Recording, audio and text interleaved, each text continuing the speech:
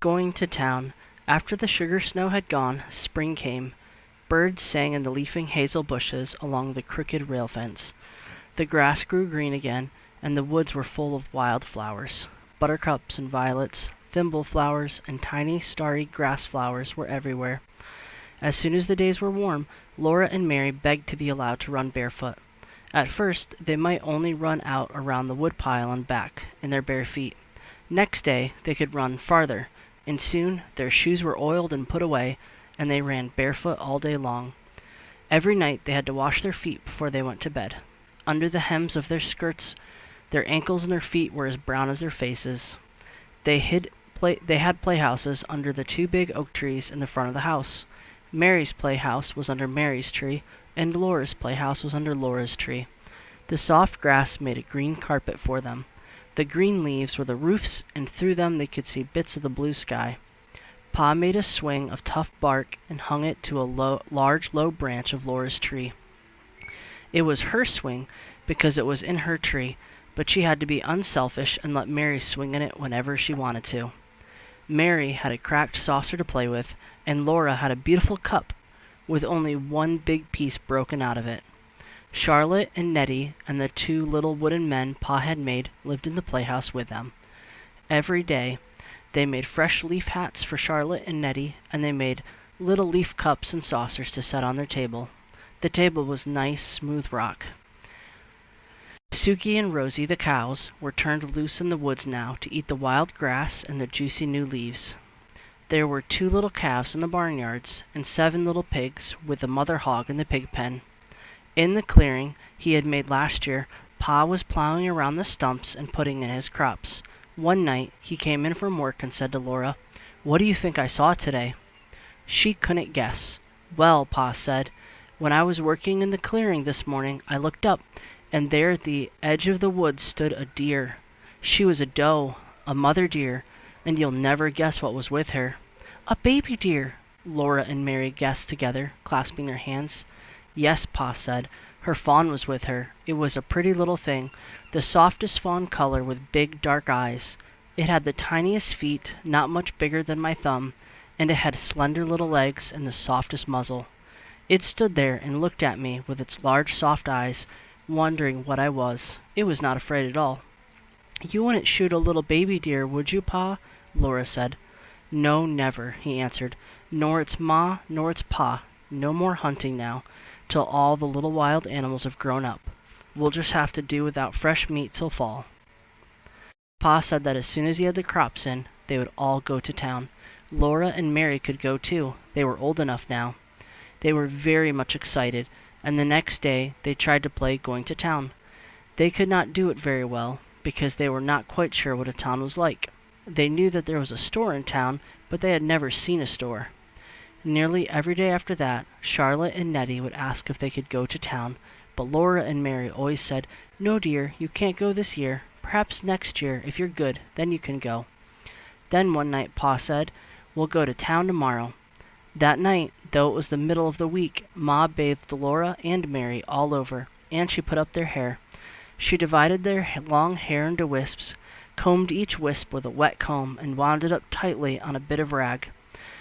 There were knobby little bumps all over their heads, whichever way they turned on their pillows. In the morning their hair would be curly. They were so excited that they did not go to sleep at once. Ma was not sitting with her mending basket as usual. She was getting busy getting everything ready for a quick breakfast and laying out the best stockings and petticoats and dresses and Pa's good shirt and her own dark brown calico with the little purple flowers on it. The days were longer now. In the morning, Ma blew out the lamp before they finished breakfast. It was a beautiful, clear spring morning. Ma hurried Laura and Mary with their breakfast, and she washed the dishes quickly. They put on their stockings and shoes while she made the beds. Then she helped them put on their best dresses. Mary's china blue calico and Laura's dark red calico. Mary buttoned Laura up on the back, and then Ma buttoned Mary. Ma took the rags off their hair and combed it into long, round curls that hung down over their shoulders. She combed so fast that the snarls hurt dreadfully. Mary's hair was beautifully golden, but Laura's was only a dirt-colored brown. When the curls were done, Ma tied their sunbonnets under their chins. She fastened her collar with a gold pin, and she was putting on her hat when Pa drove up to the gate. He had curried the horses till they shone. He had swept the wagon box clean and laid a clean blanket on the wagon seat. Ma, with baby Carrie in her arms, sat up on the wagon seat with Pa and Laura and Mary, and sat on a board fastened across the wagon box behind the seat. They were happy as they drove through the springtime woods. Carrie laughed and bounced, Ma was smiling, and Pa whistled while he drove the horses. The sun was bright and warm on the road. Sweet, cool smells came out of the leafy woods. Rabbits stood up in the road ahead, their little front paws dangling down and their noses sniffing, and the sun shone through their tall, twitching ears. Then they bounded away, with the flash of a little white tail. Twice Laura and Mary saw a deer looking at them with their large, dark eyes from the shadows among the trees. It was 7 miles to town. The town was named Pepin, and it was on the shore of Lake Pepin. After a long time, Laura began to see glimpses of blue water between the trees. The hard road turned to soft sand. The wagon wheels went deep down in it, and the horses pulled and sweated. Often Pa stopped them to rest for a few minutes. Then, all at once, the road came out of the woods, and Laura saw the lake. It was as blue as the sky, and it went to the edge of the world. As far as she could see, there was nothing but flat, blue water. Very far away, the sky and the water met, and there was a darker blue line. The sky was a large overhead. Laura had never known that the sky was so big. There was so much empty space all around her that she felt small and frightened, and glad that Pa and Ma were there. Suddenly, the sunshine was hot. The sun was almost overhead in the large empty sky, and the cool woods stood back from the edge of the lake. Even the big woods seemed smaller under so much sky. Pa stopped the horses and turned around on the wagon seat. He pointed ahead with his whip. "There you are, Laura and Mary," he said. "There's the town of Pepin." Laura stood up on the board, and Pa held her safe by the arm so she could see the town. When she saw it, she could hardly breathe. She knew how Yankee Doodle felt when he could not see the town because there were so many houses. Right on the edge of the lake, there was one great big building. There was the store that Pa told her. It was not made of logs. It was made of wide, gray boards running up and down. The sand spread all around it. Behind the store there was a clearing, larger than Pa's clearing in the woods at home. Standing there among the trunks, there were more houses than Laura could count. They were not made of logs either. They were made of boards, like the store. Laura had never imagined so many houses, and they were so close together. Of course, they were much smaller than the store. One of them was made of new boards and had not had time to get gray. It was the yellow color of newly cut wood. People were living in all these houses. Smoke rose up from their chimneys. Though it was not Monday, some women had spread out a washing on the bushes and stumps by her house. Several girls and boys were playing in the sunshine, in the open spaces between the store and the houses. They were jumping from one stump to the next and shouting. "Well, that's Pepin," Pa said.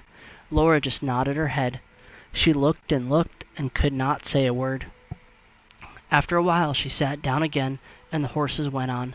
They left the wagon on the shore of the lake. Pa unhitched the horses and tied one to each side of the wagon box. Then he took Laura and Mary by the hand, and Ma came beside them, carrying baby Carrie. They walked through the deep sand to the store.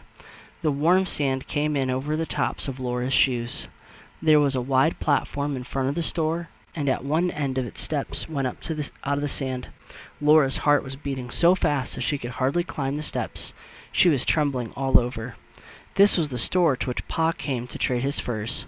When they went in, the storekeeper knew him. The storekeeper came out from behind the counter and spoke to him and to Ma, and then Laura and Mary had to show their manners. Mary said, "How do you do?" but Laura could not say anything. The storekeeper said to Pa and Ma, "That's a pretty little girl you've got there," and he admired Mary's golden curls, but he did not say anything about Laura or about her curls. They were ugly and brown. The store was full of things to look at. All along one side of it were shelves full of colored prints and calicos. There were beautiful pinks and blues and reds and browns and purples.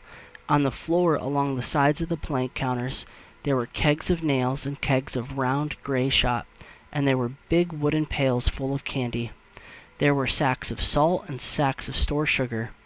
In the middle of the store was a plow made of shiny wood, with a glittering bright plowshare, and there were steel axe heads and hammer heads and saws and all kinds of knives, hunting knives and skinning knives and butcher knives and jackknives.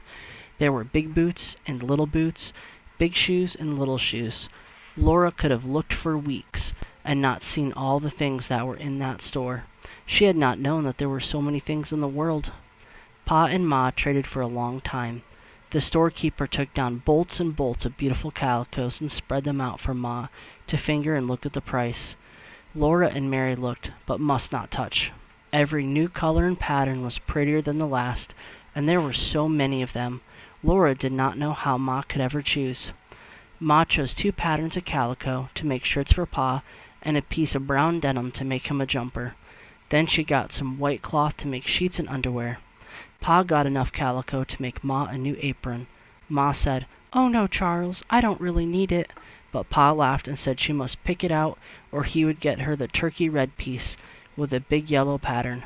Ma smiled and flushed pink, and she picked out a pattern of rosebuds and leaves on a soft fawn-colored ground. Then Pa got for himself a pair of galluses, which are suspenders for trousers, and some smoke tobacco to smoke in his pipe. And Ma got a pound of tea and a little paper package of store sugar to have in the house when company came.